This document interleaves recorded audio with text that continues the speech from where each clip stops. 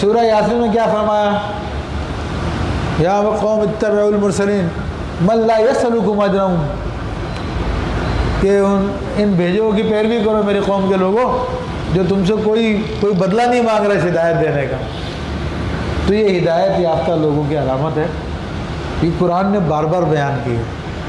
تو ہمارے وہ بھائی جن کو بڑے مہنگے مہنگے مقررین بلانے کا شوق ہے تو وہ اس سے سبق لے لیں کہ وہ لذت و کام و دہن کے لیے بلاتے ہیں، کتنا بڑا مزہ آئے گا اور بڑے نعرے لگیں گے اور یہ ہوگا اور وہ ہوگا۔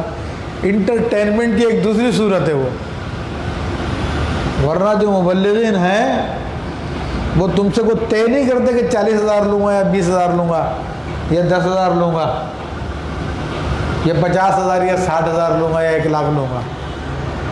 تو وہ تاجر ہے جو تجارت کرتے تم لوگوں سے، جس کے نتیجے میں تمہیں دین کچھ بھی نہیں ملتا سوائے 2-4 گھنٹوں کے مزے اور اس کے علاوہ کچھ نہیں۔ جو اصل دین دینے والے ان کے معیار قرآن بتا رہا ہے کہ جو تم سے اجرت طلب نہیں کرتا۔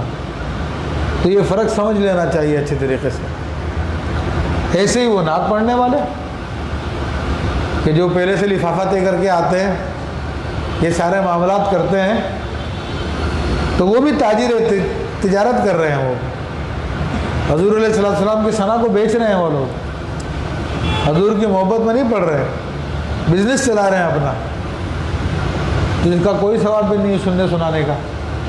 تو عبادت تو نہیں رہی نا، وہ عبادت تو وہ ہوتی ہے جو اللہ رسول کے لیے ہو۔ ابھی اللہ رسول کے لیے نہیں ہوئی، یہ تو کرنسی کے لیے ہو گئی۔ تو یہ ساری کی ساری باتیں سمجھنے کی۔ تو یہاں پر اللہ کے نبی سیدنا نوح علیہ السلام نے بتا دیا کہ میرا اجر تو اللہ پہ، میں تبلیغ جو کر رہا ہوں تو مال کمانے کے لیے نہیں کر رہا۔ تم سردار لوگوں کا یہ سمجھو کہ میں تم سے مال حاصل کرنا چاہتا ہوں۔ وما انا بطارد الذین آمنوا، اور میں ان مسلمانوں کو دور کرنے والا نہیں ہوں۔ اچھا، پھر ان کافروں کا یہ بھی اعتراض تھا کہ بھائی آپ ہم سے بات کرنا چاہتے ہیں تو یہ ہماری قوم کے جو گھٹیا قسم کے لوگ ہیں، جن کو وہ گھٹیا کہتے تھے، چھوٹے کام کرنے والے، ریڑھی لگانے والا، کھڈا کھودنے والا، موچی اور اس ٹائپ کے لوگ، جن کو ہمارے یہاں پہ بھی لوگوں نے آج کل یہ کافرانہ معیار قائم رکھے ہوئے ہیں فضیلت کے، تو وہی معیار ان کافروں کے پاس بھی تھے۔ تو حالانکہ اسلام میں کوئی معیار نہیں ہے۔ اسلام میں موچی ہو، چاہے جھاڑو لگانے والا ہو، چاہے وہ ریڑھی چلانے والا ہو، چاہے بادشاہ ہو، سب کے سب ایک لائن میں کھڑے ہو جائیں گے۔ جب نماز کی بات آئے گی یا ویسے بھی کوئی کسی کو فضیلت حاصل نہیں ہے، لیکن ان لوگوں کے یہاں پر یہ بڑے فرق ہے۔ تو اس لیے آج ہمارا اسی ذہنیت کا جو طبقہ ہے، کافرانہ ذہنیت کا طبقہ، ان کا حاری، ان کا مزدور ان کے سامنے کرسی پہ نہیں بیٹھ سکتا، وہ زمین پہ اس کو بیٹھنا پڑے گا، اور نہ صرف وہ بلکہ اس کی اولاد کو بھی زمین پہ بیٹھنا پڑے گا۔ کتنے ایسے واقعات ہیں کہ وہ اگر ان کے سامنے کرسی پہ بیٹھ گئے تو ان کو پھر راندہ درگاہ کر دیا، ان کو مروا تک دیا، سزائیں تک دلوائی جاتی ہیں۔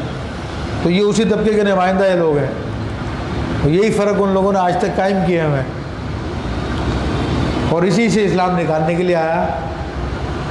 اور یہ سب ہوتا کیوں ہے کہ جو لوگ ان لوگوں کی غلامی کر رہے تھے ان کے ذہنوں میں توحید نہیں ہوتی، کیونکہ وہ ان دولت مند لوگوں کو، دنیا دار طبقے کو نفع نقصان کا مالک سمجھتے ہیں۔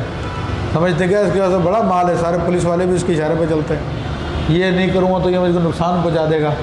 حالانکہ توحید ہے ہی اسی بات کا نام کہ انسان کو یہ بات سمجھ میں آ جائے کہ نفع نقصان پہنچانے والی ذات صرف اور صرف اللہ تعالیٰ کی۔